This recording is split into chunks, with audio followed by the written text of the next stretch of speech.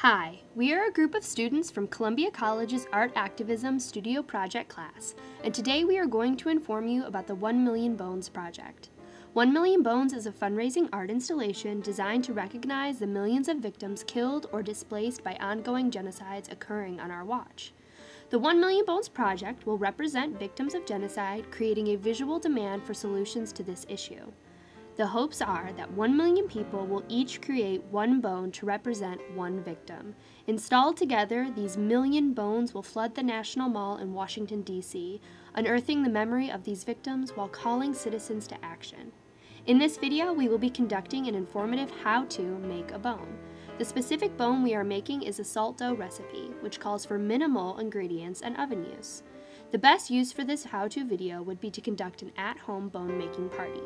At the end of the baking process, the bones you have created will be able to sustain travel and will represent the deep meaning behind the millions of lives lost in genocide.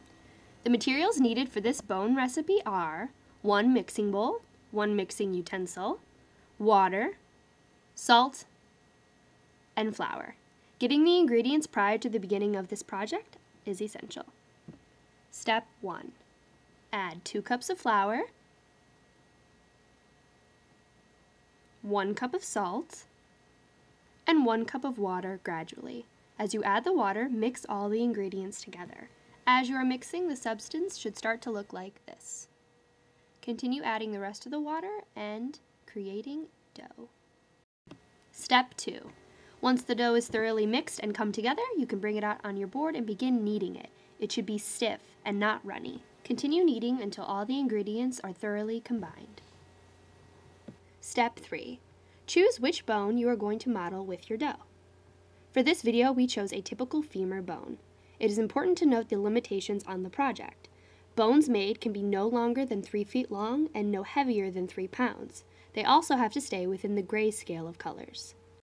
Continue manipulating your dough until it has formed the bone of your choice.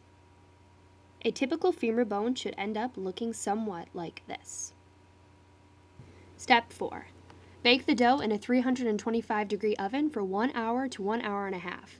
Dough should be stiff and hard when it's pulled out of the oven and appear dry. Larger bones will take larger time to bake. Step 5.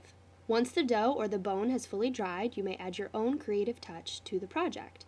In this video, we used gray acrylic paint to give the bone a more realistic look.